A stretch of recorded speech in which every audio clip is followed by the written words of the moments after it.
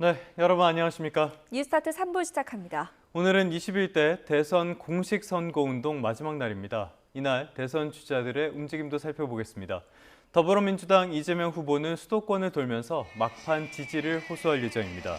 이 후보는 오전에는 서울 강북, 성북, 도봉구 등에서 유권자들과 만난 뒤 오후에는 경기 하남과 성남, 광명에서 집중 유세를 벌입니다. 이어 비상계엄 해제와 탄핵이 이뤄졌던 서울 여의도에서 선거 운동을 마무리하며 내란 심판 메시지를 다시 한번 강조한다는 방침입니다. 국민의힘 김문수 대선 후보는 제주부터 서울까지 전국을 누비는 강행군 유세전을 펼칩니다. 김 후보는 오전 제주 4.3 평화공원 참배를 시작으로 부산, 대구, 대전을 차례로 찾습니다. 이어 젊은 유동인구가 많은 서울 홍대 입구역과 신논현역 인근에서 유권자들을 만나며 청년층 표심 잡기에도 나섭니다. 개혁신당 이준석 후보는 대선을 하루 앞두고 마지막 유세 일정을 청년층과 보수 유권자 표심 공략에 집중합니다. 이 후보는 경기 시흥시에 있는 한국공학대학교에서 학식 먹자 행사를 이어갑니다. 이어 오후에는 경북 경산시에 있는 영남대에서 청년들을 만난 뒤 대구 수성못에서 집중 유세로 선거운동을 마무리한다는 계획입니다. 앞서 말씀을 드린 것처럼 이번 21대 대통령 선거의 공식 선거운동 기간이 오늘로써 끝납니다. 각 후보들이 어디에서 마지막 유세를 펼치는지도 관심사입니다. 각 당에서 고심 끝에 정한 피날레 유세 장소에는 어디고 또 어떤 의미가 있는지 홍선기 기자가 짚어봤습니다. 이재명 더불어민주당 대선 후보가 마지막 유세 장소로 정한 곳은 서울 여의도공원입니다. 여의도는 12.3 비상계엄 당시 계엄 해제를 의결한 국회의사당이 있는 곳이고 시민들이 계엄 해제와 대통령 탄핵을 요구하며 한겨울을 보낸 곳입니다. 이재명 후보는 공식 선거운동 시작 때와 마찬가지로 응원봉을 든 시민들이 이뤄낸 빛의 혁명을 완수하겠다는 의미를 강조할 것으로 보입니다. 빛의 혁명을 시작한 이곳에서 첫 선거운동을 시작하는 의미를 남다르게 가슴에 새기겠습니다. 김문수 국민의힘 후보는 마지막 유세를 서울시청 앞 광장에서 펼치기로 했습니다. 마지막 날 유세를 제주에서 시작해 전국을 종단한 뒤 서울에서 마칠 예정인데 서울시청 앞은 지난 대선 당시 윤석열 전 대통령이 마지막 유세를 한 곳이기도 합니다. 김문수 후보는 대한민국의 중심인 서울의 중심 시청 앞에서 대한민국의 미래를 이끌 사람은 자신이라는 점을 호소할 예정입니다. 지금 우리 대한민국이 민주주의 대한민국이냐 독재로 가는 길이냐는 이 갈림길에서 저는 여러분과 함께 민주주의의 길로 가겠습니다. 이준석 개혁신당 후보는 서울이 아닌 대구를 피날레 유세 현장으로 정했습니다. 보수의 심장이라는 상징성에서 드러나듯 이 후보는 자신이 진정한 보수 후보라는 점을 강조하면서 표를 호소한다는 계획입니다. 자연스럽게 중도 보수 진영의 헤게모니는 저희 개혁신당과 이준석이 잡게 될 것이다. 확신을 가지고 있습니다. 권영국 민주노동당 후보는 마지막 유세로 노동과 여성, 장애인 관련 이슈가 있는 서울 곳곳을 순회한 뒤 종로 보신각 앞에서 지지 기반인 노동계와 진보 진영의 한 표를 호소할 예정입니다. YTN 홍성기입니다. 사전투표 기간에 좀 어이없는 일이 있었죠. 남편의 신분증으로 사전투표를 한 혐의를 받는 60대 선거 사무원에 대한 구속영장이 결국 발부됐습니다. 자신은 불법인 줄 몰랐고 순간적으로 잘못된 선택을 했다며 선처를 호소했지만 법원의 입장은 단호했습니다. 정현우 기자입니다. 마스크를 끼고 모자를 푹 눌러쓴 여성이 양팔을 붙들려 법원에 들어옵니다. 대선 사전투표 첫날인 지난달 29일 서울 강남구 투표소에서 대리투표한 혐의를 받는 60대 선거사무원 A씨입니다. 정오쯤 남편 신분증으로 투표하고 5시간 뒤엔 본인 명의로 다시 투표하다 덜미를 잡혔습니다. 왜 범행을 저질렀느냐는 희게진 질문에 A씨는 거듭 죄송하다면서 불법인 줄은 몰랐다고 주장했습니다. 그러면서 남편과 공모한 적은 없고 계획적인 범행도 아니었다고 설명했습니다. 불법인 거 알고도 계획하신 건가요? 전혀 몰랐습니다. 언제부터 혹시 계획하신 건가요? 죄송합니다. 전혀 그런 거 아닙니다. 순간에 잘못 선택을 했습니다. A씨는 범행을 인정하는 취지로 경찰에 진술한 것으로 파악됐는데 법원은 A씨에 대한 구속영장을 발부했습니다. A씨는 부인했지만 선관위에서 남편의 공모 여부도 수사해달라고 의뢰한 만큼 관련 경찰 조사도 이어질 것으로 보입니다. 선관위 직원을 폭행하거나 투표소에서 난동을 부리는 등 곳곳에서 이어진 사전투표 관련 사건 사고에 대한 경찰 수사도 이번 주부터 속도가 붙을 전망입니다. YTN 정윤우입니다. 노태학 중앙선거관리위원장은 선거 과정의 투명성과 선거 결과의 신뢰성 확보에 최우선 가치를 두고 이번 대선을 준비했다고 밝혔습니다. 노 위원장은 보도자료를 통해 이번 선거는 우리 사회의 갈등과 대립을 넘어 화합과 희망의 대한민국으로 나아가기 위한 중요한 선거라며 이같이 말했습니다. 이어 모든 유권자께선 내일 한 분도 빠짐없이 투표소에 나와 소중한 한 표를 행사해 주길 바란다고 당부했습니다. 그러면서 투표가 마무리되면 소중한 한 표 한 표를 정확하고 빈틈없이 개표해 주권자인 국민의 뜻이 온전히 나타나도록 하겠다고 강조했습니다. 대선 관련 소식은 잠시 뒤에 전문가와 함께 심도 있게 짚어보도록 하겠습니다.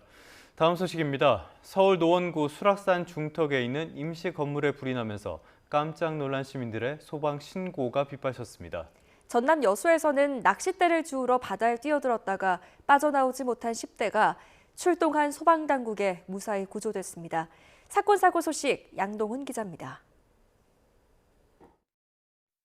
산 중턱에서 화염과 검은 연기가 치솟아오릅니다.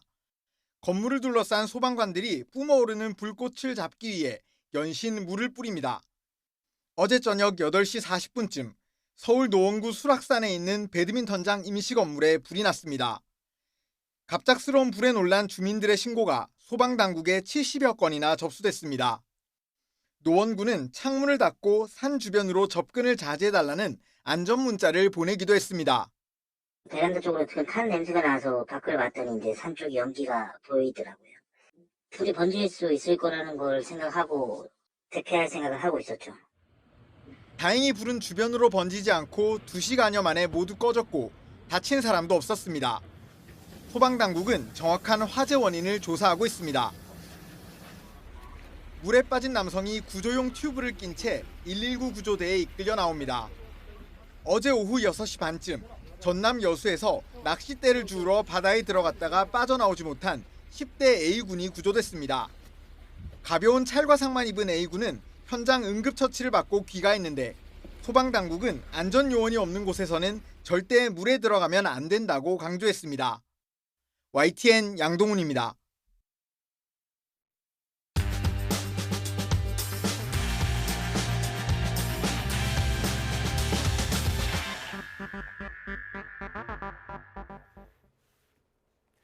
(6월 2일) 월요일 스타트 브리핑 시작합니다. 먼저 한국일보입니다. 이번 대선은 프레임 전쟁이 두드러졌죠. 연설에서도 상대 후보를 부정적 이미지로 규정짓는 단어들이 부각됐습니다. 후보들의 대선 유세 연설문 13만 단어를 분석한 기사 보겠습니다. 이재명 민주당 후보는 내란을 384회, 계엄을 166회 언급하면서 윤석열 정권 심판을 부각했습니다.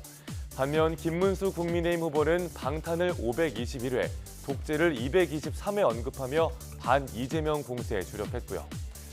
그럼 정책 키워드로는 어떤 단어가 가장 많이 등장했을까요? 이재명 후보의 대선 유세 발언을 분석했더니 경제가 450회, 또 성장이 291회 등장했습니다. 산업도 283회 사용하면서 경제 강국 목표에 공을 들이는 모습이었습니다. 영남에선 박정희 전 대통령과 박태준 전 총리를 언급하며 보수층도 공략했습니다. 김문수 후보는 연설에서 도지사 시절 업적과 경제 정책을 강조했습니다. 기업이 291번, 경기도가 233번으로 많이 쓰였고요. GTX도 122번이 언급됐습니다. 또 아내와 딸을 합쳐서 181회 언급하면서 가족에 대한 사랑과 도덕성을 강조하는 한편 이재명 후보의 가족 리스크를 비판했습니다. 이준석 개혁신당 후보는 젊은 후보의 강점을 부각하는 데 집중했습니다. 선거 유세에서 미래, 개혁이란 단어를 각각 207번, 127번 사용했습니다. 윤석열 전 대통령을 비판하면서 자신이 계엄과 내란에서 자유롭고 탄핵을 찬성했다는 점도 강조했고요. 한편 권영국 민주노동당 후보는 노동에 방점을 찍는 모습이었는데요. 후보들의 말을 통해서 대선을 규정하는 각자의 다른 관점을 엿볼 수 있습니다. 다음 경향신문입니다. 그럼 각 후보들은 유세 과정에서 어느 지역에 많이 갔을까요? 경향신문이 후보들이 가장 많이 찾은 지역을 분석해봤더니 공통적으로는 수도권을 가장 많이 찾았습니다. 이재명 후보가 10번, 김문수, 이준석 후보도 15번씩 수도권에서 유세를 벌였습니다. 이재명 후보는 영남을 6번 찾아서 험지 공략에 공을 들였고요. 김문수 후보는 안방 사수를 위해서 영남을 8번 방문했습니다. 이재명 후보, 충청과 PK 지역을 4차례씩 찾았습니다. 특히 거점 도시인 대전과 부산, 울산은 2번씩 갔고요. 전통적 지지 텃밭인 호남은 3번, 험지인 TK 지역은 2번 방문했습니다. 김문수 후보의 선거운동은 지지층 결집이 최우선이었는데요. 영남 지역을 8번 찾아서 TK와 PK 주요 거점을 20곳 이상 돌았습니다. 대구는 3번 방문한 반면 호남은 한 차례 찾았습니다. 이준석 후보는 수도권과 청년층 표심에 호소하기 위해서 수도권을 가장 많이 찾았는데요. 주로 대학가가 많은 지역을 택했고요. 권영국 후보도 수도권에 집중하는 한편 울산 등을 찾아서 노동 행보에 집중했습니다. 선거운동 마지막 날인 오늘 후보들은 마지막 유세지로 어디를 골랐을까요? 이재명 후보는 여의도공원에서, 김문수 후보는 서울시청 광장에서 유세를 마무리합니다. 이준석 후보는 대구에서, 권영국 후보는 보신각에서 마지막 한 표를 호소할 예정입니다. 끝으로 조선일보입니다. 그제 발생한 서울 지하철 5호선 화재 사고, 정말 다행히 큰 인명피해 없이 끝났습니다. 서울 지하철 참사를 막은 배경엔 22년 전 대구의 교훈이 있다는 내용입니다. 배가은 2명이 숨진 2003년 대구 지하철 참사도, 또 23명만 연기를 마시는 경상을 입은 그저께 서울 지하철 사고도 모두 방화가 원인입니다. 하지만 사고 후의 모습은 사진으로 보시다시피 완전히 다르죠. 왼쪽은 철제 뼈대만 남고 모두 타버렸고요. 오른쪽은 거의 불타지 않았습니다. 대구 참사 이후에 객실 내부를 불에 잘 타지 않는 소재로 바꿨기 때문입니다. 구체적인 화재 대응 체계도 큰 역할을 했습니다. 22년 전과 달리 기관사는 매뉴얼에 따라서 곧바로 관제실에 상황을 알렸습니다. 한 달 전에 있었던 화재 대비 훈련 내용에 따라서 움직였다고 하네요. 서울교통공사는 서너 달마다 이 같은 훈련을 진행하고 있습니다. 또 시민들의 발빠른 대처도 빼놓을 수가 없죠. 객실 내 비상전화기로 기관사에게 화재를 알린 뒤에 소화기로 초기 진화에 나섰고요. 이 비상개폐 장치로 열차 문을 스스로 열고 대피했습니다. 이번 사고 제2의 대구 지하철 참사가 될 뻔한 아찔한 사고였습니다.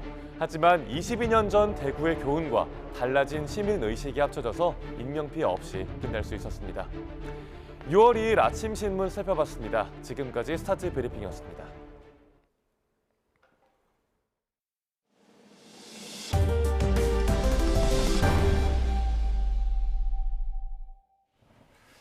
관세 협상을 담당하는 미국 정부의 당국자들이 트럼프 대통령이 시진핑 중국 국가주석과 이르면 이번 주에 통화할 것이라고 밝혔습니다. 트럼프 미 대통령이 중국이 90일간 관세를 유예하기로 한 제네바 합의를 위반했다며 비판한 가운데 이번에는 두 정상의 통화가 이루어질지 관심입니다.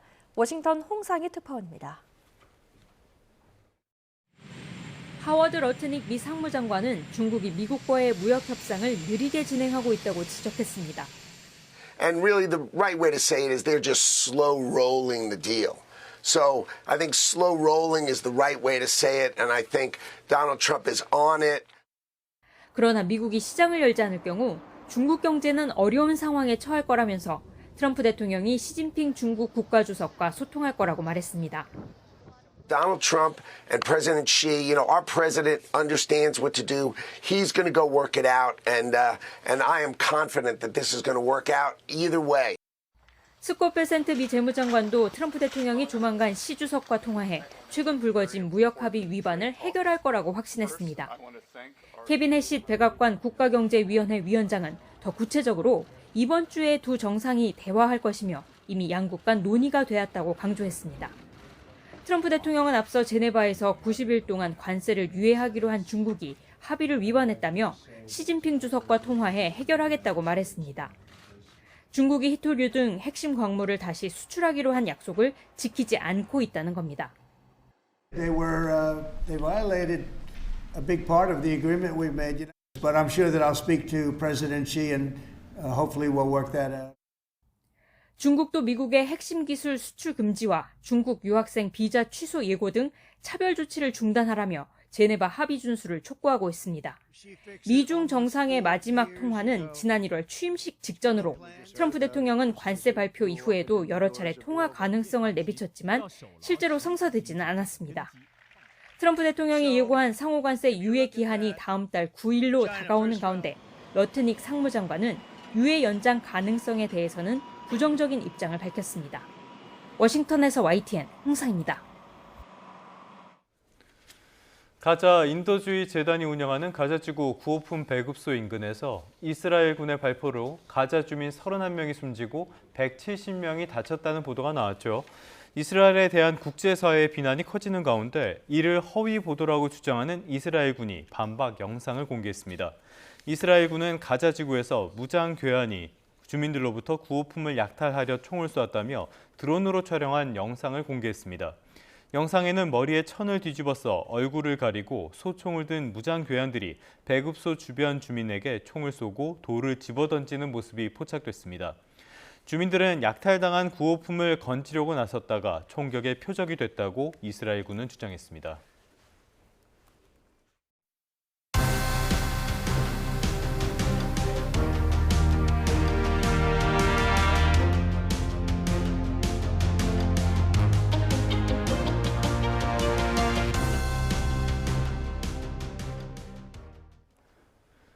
(21대) 대선이 하루 앞으로 다가왔습니다. 오늘 밤 자정이면은 공식 선거 운동도 끝납니다. 평일에 치러진 사전투표는 역대 2위의 투표율을 기록했습니다. 선거 막판 여러 설화가 표심에 어떤 영향을 미쳤을지도 궁금합니다. 여론조사 전문가 윤희웅 오피니언즈 대표와 함께 21대 대선 전국 짚어봅니다. 어서 오십시오. 네, 안녕하십니까. 어서 오십시오, 대표님. 네. 굉장히 길다고 생각을 하고 언제 끝나나 싶었는데 정말 끝나는 날이 오긴 오네요. 네. 오늘 이제 공식 선거 운동이 끝나고요. 자정까지죠. 네. 이제 마지막 유세를 하게 되는데 마지막 유세 장소들 많이 고심을 한 것 같아요. 어떻게 보셨습니까? 맞습니다. 되게 이제 마지막 매우 상징적인 것이기 때문에 피날레를 어느 곳에서 끝내느냐에 따라서 그 후보가 지금까지 해왔던 모든 캠페인에서 중점을 두었던 부분, 그리고 유권자에게 표심을 행사할 때 좀 강조를 할 부분에 대해서 그 마지막 피날레 유세 장소가 상당히 많은 것을 보여주는 것이거든요. 그래서 후보들이 이제 그것을 굉장히 고심을 하게 됩니다. 이제 후보의 일정과 함께. 그래서 오늘 보게 되면 이제 후보들 여러 가지 이제 서울의 여의도 이재명 후보는 이제 여의도 공원으로 정했고요. 김문수 후보는 이제 광화문 옆에 서울시청 앞 광장으로 정했고, 지난번 윤석열 이제 후보도 여기서 이제 마지막 유세를 한 것으로 이제 알려져 있고요. 이준석 후보는 이제 대구에서 경기도에서 하지 않을까라는 이제 시각도 있었는데 대구에서 마지막 이제 유세를 하게 됩니다. 권영구 후보도 서울 이제 종로 고심각 주변에서 하는 것으로 이제 알려져 있는데요. 대개 이제 마지막 유세를 하는 것은 이제 1차적인 것은 유권자들이 많이 모일 수 있는, 지지자들이 많이 모일 수 있는 곳이 이제 기본적으로 되면서 어떠한 의미를 갖는 것, 이렇게 이제 두 가지 점에서 많이 이제 선택을 하게 됩니다. 아마도 이제 이재명 후보는 이번 선거를 이제 야당 입장에서 계엄과 이제 대통령 탄핵으로 실시된 것이기 때문에 대선이 사실은 원래는 미래의 그 대한민국을 누가 더 잘 이끌어갈 것인가라고 하는 이른바 전망투표 이루어진다라고 얘기하지만 야당 입장에서는 이번 선거를 이전 정권에 대한 평가, 냉정한 평가 나아가서 어떤 심판 선거라고 하는 이제 의미 부여를 하고 있습니다. 그러니까 그러면 그때 계엄에 대해서 반대했던 사람들이 국민들이 많이 모였던 곳이 이제 여의도이기 때문에 그런 이제 의미를 이제 연결지어서 이제 여의도로 정한 것으로 이제 보여지고요. 그다음에 또 반대로 김문수 후보 같은 경우에는 뭐 대한민국의 이제 상징적인 곳 광화문 그 옆에 이제 시청광장에서 또 어떤 이제 지난번에 있었던 이제 탄핵에 대한 뭐 이런 데 입장들 이제 여권과 입장을 같이 했던 이제 국민들 많이 모였던 장소이기 때문에 또 이런 연결지어서 장소를 한 것으로 보이고요. 이준석 후보는 앞으로 본인이 어쨌든 이제 보수의 미래다라고 하는 점을 좀 강조하고 싶고, 이제 이번 선거의 어떤 승패 여부를 떠나서 그래서 보수의 심장이라고 하는 이제 대구의 마지막 유세를 함으로써 이제 이후에 보수의 중심으로 좀 서고 싶다라고 하는 어떤 의지를 좀 피력한 그런 의미로 이제 해석할 수 있을 것 같습니다. 네. 후보들이 선택한 피날레 유세 장소에 담긴 상징적인 의미를 짚어주셨고요. 한 명 한 명 이제 좀 짚어보겠습니다. 네. 이재명 후보 유세 현장에 네. 김혜경 여사 모습을 찾아보기가 참 쉽지가 않았습니다. 그간 좀 조용한 행보를 보였었는데 마지막 유세에 등장하게 될까요? 뭐 알 수 없는 일이죠. 네. 네, 사실은 이제 원래 이제 대한민국에서 이제 유세를 할 경우에는 후보와 후보의 이제 배우자가 공동 이제 유세하는 경우들 이제 많이 보여져 왔고 일반적인 것이긴 할 텐데 그리고 이제 상당히 이제 앞서 가고 있었던 그런 상황임에도 불구하고 김혜경 여사가 유세장에 같이 나오는 경우들은 사실은 이제 많이 보기 힘들었습니다. 그래서 별도로 이제 뭐 방금 이제 화면에서 보시는 것처럼 어떤 종교계라든가 이런 행사들에 있어서 참석하는 경우들 이제 볼 수는 있었거든요. 유세 기간 동안. 하지만 굉장히 이제 적극적인 이제 이런 캠페인에 참여하는 모습은 아니었습니다.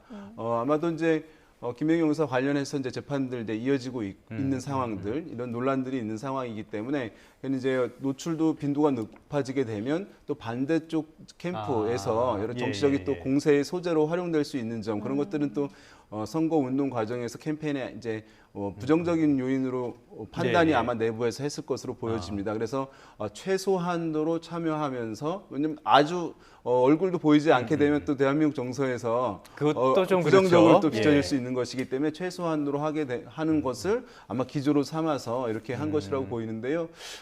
방금 말씀하신 대로 이제 마지막 유세는 굉장히 사실은 의미가 있어서 그동안 이제 후보의 선거 운동을 지원해줬던 사람 또 이번 선거에서 어쨌든 의미가 있는 사람들이 마지막 이제 유세 연단에 올라서 같이 손을 흔들고 하는 부분들을 이제 보여주는 것이 이제 과거의 사례이긴 한 것인데 김혜경 여사도 이제 마지막에 나올 수 있을지 부분은 아무튼 오늘 이후 상황들 봐야 될 것 같습니다. 내일 봐야 될 것 같습니다. 네. 반대로 김문수 후보는 설란영 여사께서 열심히 유세를 하긴 했는데 막상 당내 인사들이 유세에 오히려 소극적이었던 것 같아요. 예를 들어서 한덕수 전 총리라든지 이번 마지막 피날레에 한덕수 전 총리, 한동훈 전 대표 같이 한 자리에 서게 될 가능성 어떻게 보십니까? 원래는 사실은 같이 서는 것이 매우 자연스러운 것이고 이제 필요한 일이긴 합니다. 지금 이제 김문수 후보는 추격을 하고 있는 중이긴 할 텐데 이제 계속 좀 이제 이전과 좀 달랐던 부분들은 그래도 이제 뭐 진보 진영의 후보는 진보 진영을 충분하게 유권자들을 흡수를 하고 또 보수 진영의 후보는 보수층들을 충분하게 결집을 시키고 그런 다음에 이제 중도층에 누가 더 소구하느냐라고 하는 캠페인을 벌이는 것이 이제 일반적입니다. 근데 김문수 후보 같은 경우에는 뭐 이번 선거가 이제 조기 대선으로 치러지게 된 이유가 어쨌든 여권의 이제 악재로 있었던 사항들로 인해서 전개된 것이다 보니까 보수층들이 충분하게 이제 결집이 되지 못한다라고 하는 평가들이 좀 많이 있었습니다. 그래서 뭐 윤석열 전 대통령에 대한 이제 입장에 따라서 또 지지층들도 생각이 다를 수 있는 것이니까요. 근데 이제 김문수 후보가 가지고 있었던 이제 뭐 탄핵에 대한 생각이나 또는 윤 전 대통령에 대한 생각 이런 것과 다르게 생각하는 국민의힘 여권 지지층들도 있는 것이거든요. 그럼 그런 층들을 흡수하기 위해서는 또 다른 생각의 지지를 받았던 이제 경선 때 경쟁했던 후보들 외에 또 한덕수 전 총리도 상당히 단일화 이제 논의가 이루어졌던 것이니까 같이 이제 캠페인에 적극 참여해서 그 보수층, 국민의힘 전통적 지지층들을 결집하는 것이 선거 캠페인상 매우 필요한 상황이었는데 그 과정에서 보게 되면 이제 한동훈 전 대표도 좀 뒤늦게 이제 캠페인에 참여한 측면들이 있었고, 그다음에 경선 과정에서 있었던 이제 홍준표 전 대구시장도 사실은 여러 메시지를 내서 이제 긍정적인 호응을 한 경우는 있지만 사실 캠페인에 참여하지는 않은 상황이었잖아요. 그래서 지금 특별히 이제 주목되는 것이 한덕수 전 총리가 이제 마지막에는 같이 연단에 서는 모습을 보이는 것이냐. 캠프에서는 매우 이제 노력을 할 것으로 보이는데 마지막에도 이제 한덕수 전 총리가 적극적인 어떤 메시지를 내거나 공개적인 대외 행보를 하거나 하는 부분들을 지금까지 좀 자제해온 측면이 있어서 마지막에도 좀 안 나오는 것 아니냐라고 하는 이제 시각 전망을 이제 해볼 수는 있을 것인데 뭐 오늘까지도 뭐 캠프에서는 상당히 그것을 위해서 노력하지 않을까 생각됩니다. 네. 자, 사전투표 이야기 좀 해보겠습니다. 본투표에 앞서서 이틀간 치러졌었는데 역대 2위의 높은 투표율을 기록했습니다. 이런 투표율이 높다는 것은 지금 각 당에서는 본인들에게 유리하다라고 해석을 하고 있는데 어떻게 좀 평가하세요? 예, 일단은 뭐 그 각 당에서 유불리를 따지는 걸 떠나가지고 이 사전 투표라고 하는 것이 국민들 유권자들이 굉장히 활용도가 높아진 것이라고 이제 볼 수가 있습니다. 좋은 사실은 제도죠. 초반만 하더라도 사전 투표만이 충분히 알려지지 않아서 단순히 그야말로 본선거일에 하지 못하는 사람들이 이용하는 그야말로 보조적인 수단이었습니다만 지금 이제 역대 사전 투표율 나오고 있는 것을 보시잖아요. 지금 보게 되면 거의 전체 최종 투표를 알 수 없습니다만 전체 투표한 사람들 중에 약 40% 정도가 사전 투표를 이용하는 흐름들을 최근 선거에서 보여주고 있습니다. 그러니까 사실은 말이 사전 투표이지 본 선거와 사실 차이가 그렇게 크지 않다고 할 수가 있습니다. 그러니까 투표율이 사흘로 늘어난 효과가 더 크다고 봐야겠네요. 맞습니다. 그래서 이 사전 투표는 어쨌든 전국 어디서나 투표를 할 수 있는 것이잖아요. 과거에 보게 되면 이제 우리가 이제 20대 등의 젊은층 같은 경우에는 고향이 있고 뭐 멀리 이제 학교를 가거나 직장을 옮기는 경우에 주소지를 처음에 잘 안 옮기거든요. 대한민국 이제 저도 이제 그랬었는데 그러면 투표를 하려면 미리 이제 부재자 투표를 하거나 본선거일에 고향에 가서 투표를 해야 되는 그 비용이 장벽이 상당히 높았는데 사전 투표는 그것을 없앤 거예요. 그래서 예전에는 연령대별로 봤을 때 고령층 같은 경우 투표율이 상당히 높지만 낮은 연령대 같은 경우는 현저하게 이제 그 투표율이 낮아졌었거든요. 근데 사전 투표가 도입되면서 연령별로 투표율 격차가 여전히 있긴 있지만 과거에 비해서는 매우 이제 줄어든 측면이 있어서 사전 투표율이 그런 투표를 높이는 이제 효과를 가져오긴 했습니다. 근데 지금은 이제 투표율이 높으면 어디가 유리하냐 불리하냐 이런 얘기들 여전히 하긴 합니다만은 과거에 비해서 사실 이것의 의미는 많이 줄어들었습니다. 왜냐하면 본 투표에 할 분들이 당겨서 이제 편리성 때문에 당겨서 하는 것이기 때문에 그것이 실제로 안 하려다가 하는 경우들은 이제 과거에 비해서 많이 줄어든 측면이 있기 때문에 이제 그 이제 의미는 이제 줄어들었다고 할 수가 있겠고요. 그렇지만 지금 보게 되면 이 사전 투표율 같은 경우에 지난번보다 더 높은 것 아니었냐라고 했는데 그렇지는 않았거든요. 원래 이제 본 선거일이 대체로 선거일이 수요일입니다. 그러면은 사전 투표일은 선거일 전 5일. 그래서 이틀간 실시되게 있어서 과거에는 반드시 토요일이 들어갔어요. 그런데 이번 같은 경우는 본선거일이 화요일이기 때문에 사전 투표일이 목요일, 금요일, 평일이었거든요. 그러니까 대체로 이제 과거에 보면 그 토요일에 사전 투표율이 높았거든요. 근데 이번엔 토요일이 없는 것이잖아요. 그러니까 사실은 두 번째 날 좀 꺾일 수밖에 없는 측면이 이제 있었고, 그래서 지난번 대선에 비해서는 사전 투표율이 약간 낮습니다. 그렇지만 평일이라고 한 점을 감안하게 되면 이 사전 투표율도 매우 이제 높은 것이라고 할 수 있고, 그런 면에서 유권자들이 어쨌든 각자 이번 선거에서의 이제 투표의 의미를 뭐 역사적인 의미를 부여하는 사람, 어떤 이제 소신을 승패와 여부를 떠나서 소신 있는 투표를 하겠다고 또는 어떤 유권자들은 또 나는 미래에 한 표를 하겠다라고 하는 각각 투표의 의미를 유권자들이 다르게 갖고 행사하고 있는 것으로 보입니다. 근데 말씀을 하신 것처럼 이게 본투표 하실 분들이 시간을 당겨서 편의성 이런 것들을 고려해서 사전 투표를 한다.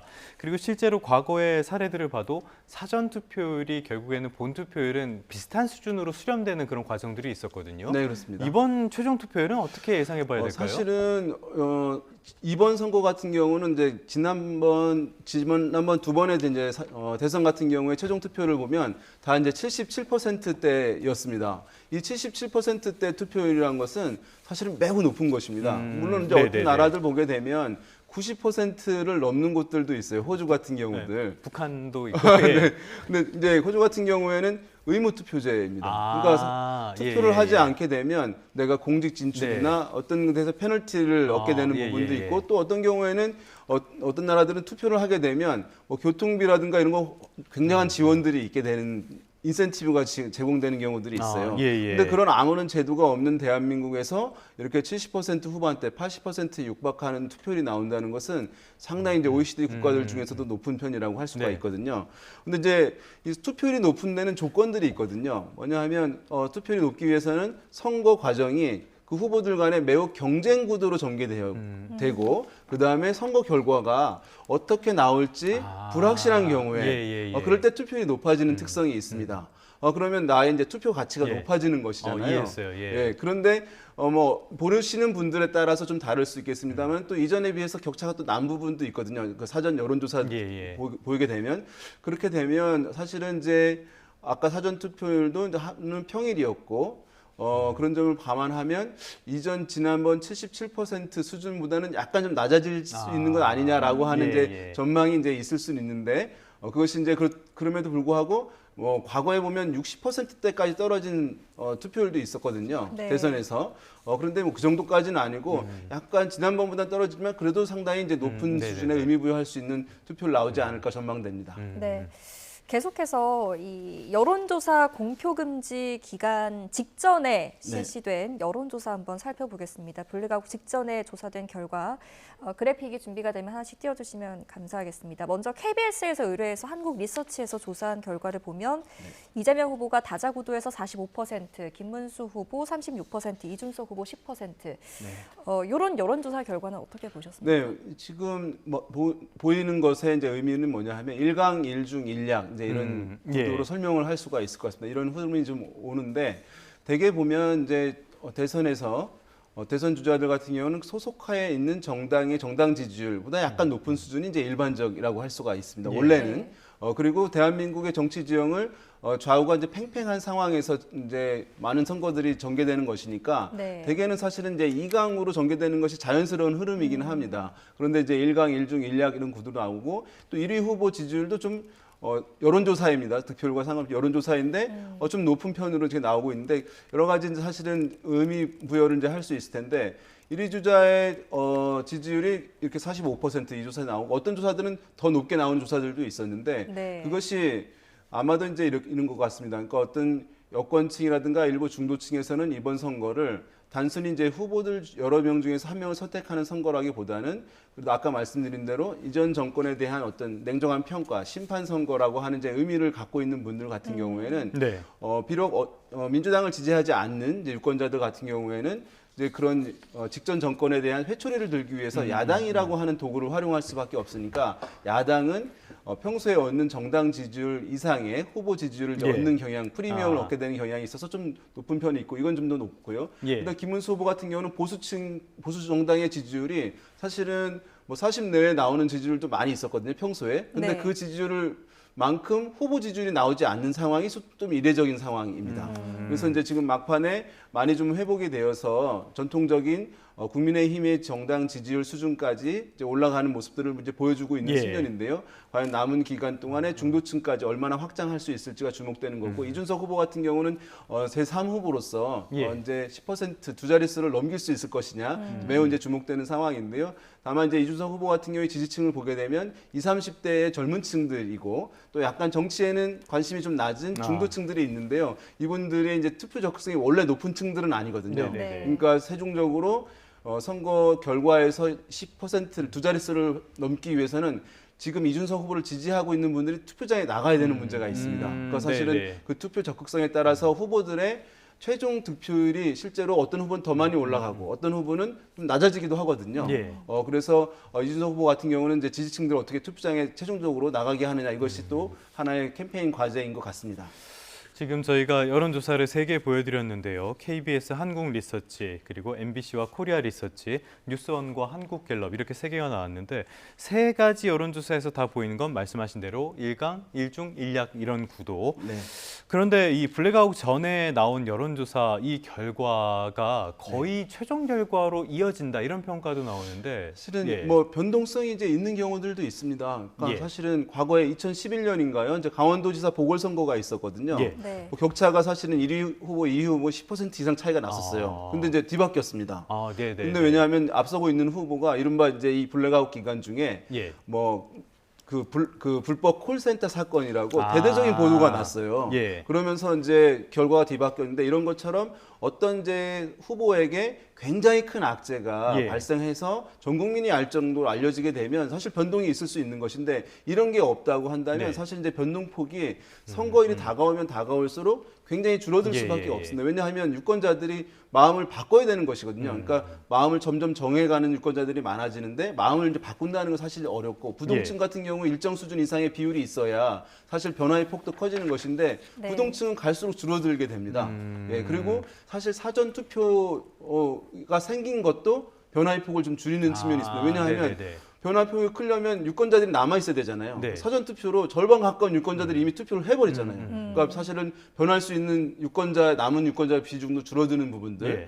그다음에 마지막에 사실은 어떤 후보만 독자적으로 지지율이 올라가는 것들은 이 선거 여론조사에서 사실 잘 없습니다. 왜냐하면은 이 3명, 4명 후보들의 지지율이 긴밀하게 연결돼 있거든요. 그러니까 굳이 비율을 들자면 연결된 어떤 나사가 굉장히 꽉 점점 조여지는 상황이라고 할 수 있어요. 그러니까 한 후보만 쉽게 돌아가서 지지율이 올라가는 것은 어떤 다른 후보의 지지율이 떨어져야지만 가능한 것입니다. 근데 다른 후보들도 캠프들도 최선을 다하잖아요. 사실 그래서 아까 같은 악재가 발생하지 않으면 이게 누구는 올라가더라도 누구는 떨어지는 일이 같이 벌어져야 되는데 그런 일이 사실은 잘 쉽지 않아서 좀 마지막 한 일주기간에서의 뭐 1, 2%, 2, 3%의 변화는 그 이전에 한 4, 5% 이상의 더 많은 또 에너지가 필요한 측면도 있어서 변동폭은 좀 줄어들긴 합니다만 어쨌든 그래도 남은 기간 이제 변동 여지는 완전히 이제 닫아놓을 수는 없는 것이겠죠. 막판으로 갈수록 이 지지율의 변화는 쉽지 않을 것이다 말씀을 해주셨는데 이제 하루가 남았단 말이에요. 그렇기 때문에 정말 쉽지 않은 그런 지금까지 흐름이 변하기는 쉽지 않을 것 같은데 하루 남은 시점에서 변수 이렇게 생각해 볼 수 있는 거는 일단은 범보수의 단일화가 아닐까 싶어요. 가능성 있다고 보십니까? 단일화 지금 이제 정상적인 단일화는 불가능해졌죠. 정상적 단일화는 후보들이 어쨌든 정당한 절차를 거쳐서 정하고 뭐 여론조사 등 그다음에 이제 이른바 단일화 퍼포먼스를 해야 되거든요. 막 껴안기도 하고 우리가 공동 정부를 구성한다 이렇게 하면서 지지층의 이탈을 이제 최소화한 과정들이 이제 있는 것이 정상적인 단일화인데 지금 같은 경우에 만약에 단일화를 한다면 어느 일방의 후보가 일방적으로 사퇴를 함으로써 이루어지는 단일화인데 뭐 그런 경우들은 아직 가능성이 이제 있다고 할 수 있겠습니다. 다만 이제 그것도 사실은 이미 많은 유권자들이 사전 투표를 해버린 상황이잖아요. 그럼 효과도 크지 않다고 봐야겠네요. 예, 그렇습니다. 이제 단일화하게 되면 사실은 양쪽 후보의 이질적인 지지층들이 한 명으로 정해지는 후보에게 모두 모아져야 되는 것인데 이미 분산이 많이 있을 수밖에 없습니다. 단순한 이것은 무효표 수준을 넘어서는 것이기 때문에 그런 점을 감안하게 되면 먼저 어떤 후보가 사퇴함으로써 단일화가 될 것이다 또는 그것이 이제 의미 있는 것이다라고 이제 보기는 지금 현실적으로 하루 남은 상황에서는 쉽지 않은 것으로 보입니다. 선거 막판 변동성에 대해서 이야기 나누고 있는데요. 주말 사이에 유시민 작가의 김문수 후보 배우자 설란영 여사에 대한 발언 논란도 있었고요. 또 윤 전 대통령이 김문수 후보를 지지한 호소문을 발표하기도 했습니다. 또 더불어서 민주당과 국민의힘 사이에 댓글 조작 의혹 공방까지 지금 벌어지고 있는 상황이란 말이죠. 이게 민심이 어떻게 작용할까요? 뭐 마지막에 어떤 후보들 박빙인 선거들 같은 경우에 보면 특정 후보의 또는 특정 진영의 이제 유력한 인물의 이른바 설화로 이제 말 실수를 통해 가지고 상대 진영이 이제 결집을 하게 돼서 상당히 이제 승패에 영향을 주는 경우도 이제 과거에 많이 이제 있었습니다. 그래서 이번 같은 경우에도 이것이 전혀 영향을 주지 않는다고 얘기할 수는 없을 것 같아요. 어떤 이제 한쪽 진영에서의 인사가 이렇게 이제 발언을 하게 되면 반대쪽에서는 어쨌든 결집할 수 있는 소재로 활용이 되는 것이거든요. 그래서 분명히 이제 유시민 전 장관, 유시민 작가의 그 발언 같은 경우는 보수층에게는 이제 긍정적인 영향을 이제 줄 수밖에 없는 측면이 있습니다. 다만 이것이 선거 전체에서 어느 수준에 어떠한 수준의 영향을 줄 것이냐의 부분은 또 약간 다른 차원일 수는 있겠죠. 왜냐하면 유권자들이 사실은 마음을 이제 많이 정해오고 있는 그런 상황인데 무슨 일이 있다고 해서 마음을 변화시키는 것이잖아요. 그러면 상당한 이제 명분이 필요한 부분이긴 한데 마음이 사실은 잘 변하지 것이 쉽지 않은데 그래서 사실은 이제 그 선거 캠프들에서 이렇게 이제 되게 마지막 캠페인이 이렇게 벌어집니다. 어느 한쪽 진영에 악재가 발생하잖아요. 그러면은 그 캠프에서 그것을 충분하게 해명하진 않아요, 잘. 왜냐하면 상대 쪽에도 저러저러한 문제가 있습니다라고 이제 또 공세를 펼칩니다. 그렇게 되면 마음을 정한 유권자들은 여기만 문제가 있는 것이 아니라 반대쪽에도 문제가 있네라고 하면서 내가 먼저 마음 먹은 것을 잘 변화시키지 않는 이제 요인이 되거든요.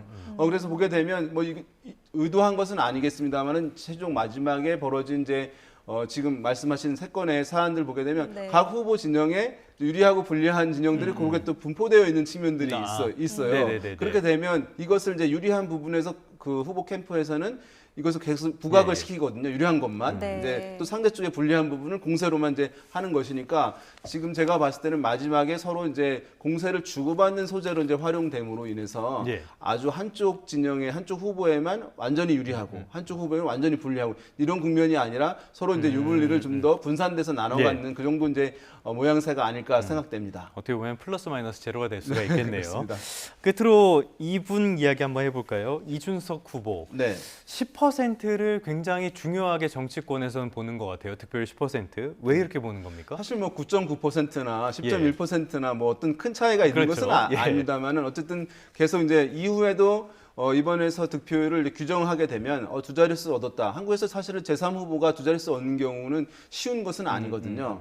그리고 지금 현재 왜 주목되는 것이냐 하면 지금 이제 보수 진영이 또는 국민의힘이 사실은 이전에 비해서 이제 안정성이 상당히 약화되어 있는 상황이라고 할 수 있습니다. 이제 왜냐하면 자체적으로 또 형성된 후보가 대선 후보가 된 것도 아니잖아요. 또 보수층도 분열도 제법 좀 노정되어 왔던 것을 우리가 이제 확인할 수 있었던 것인데요. 그래서 새롭게 이후에 선거가 끝난 이후에 보수 진영의 를 대변할 수 있는, 결집시킬 수 있는 새로운 리더십이 어떤 인물들이 필요한 것인가라고 하는 논의가 중요하게 생각될 수밖에 없어요.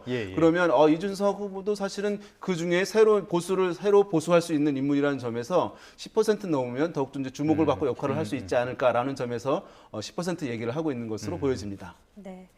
민심은 이제 내일 드러나게 될 것 같습니다. 저희도 함께 지켜보도록 하겠습니다. 여기까지 듣겠습니다. 여론조사 전문가 윤희용 오피니언즈 대표와 함께했습니다. 잘 들었습니다. 네, 고맙습니다.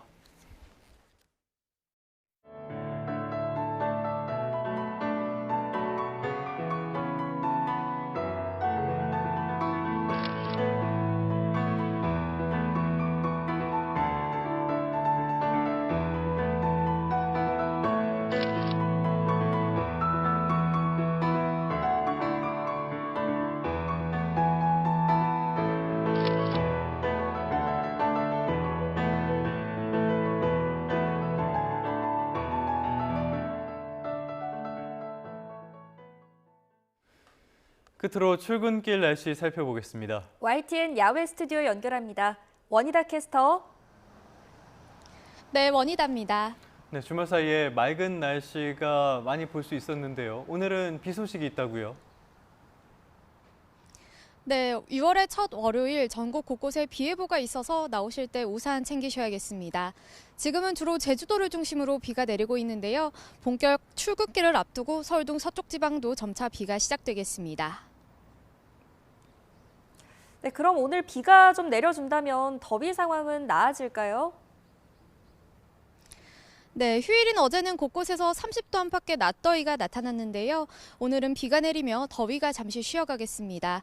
현재 19.5도를 보이고 있는 서울 기온, 한낮에도 23도까지 오르는데 그치겠고요. 어제보다 6도가량이나 낮겠습니다. 우산과 함께 겉옷도 잘 챙겨주시기 바랍니다. 자세한 레이더 상황부터 살펴보도록 하겠습니다. 서해상에서 발달한 비구름이 내륙으로 유입되고 있습니다. 제주도에 이어 일부 서해안에도 비가 시작된 모습인데요. 오전 중에는 서쪽 내륙으로 비가 확대되겠고 오후에는 영남 지방에도 비가 오겠습니다. 내일까지 제주도에는 강풍을 동반한 최고 60mm의 다소 많은 비가 예상되고요. 그 밖의 지역에는 5에서 많게는 30mm의 비가 예상됩니다. 자세한 지역별 기온입니다. 현재 서울 기온은 19.5도, 대전 18.2도 등 대체로 선선하게 출발하고 있습니다. 한낮에는 서울 23도, 광주 21도, 대구 24도 등 어제보다 2에서 많게는 8도가량이나 낮겠습니다. 수도권의 비는 오늘 낮이면 그치겠지만 그 밖의 지역은 대선일인 내일 아침까지 이어지겠고요. 내일 오전부터 오후 사이에는 경기 동부와 강원 중북부를 중심으로 또다시 비가 내리겠습니다. 한편 더위는 주 초반 잠시 쉬어갈 전망입니다. 오늘 비가 내리기 전까지는 수도권과 충청, 일부 남부지방을 중심으로 일시적으로 공기가 탁한 곳이 있겠습니다. 호흡기가 약하신 분들은 참고하시는 게 좋겠습니다. 지금까지 YTN 원희다입니다. 네, 6월 2일 뉴스타트 모두 마무리하겠습니다. 저희와 함께 해주셔서 고맙습니다.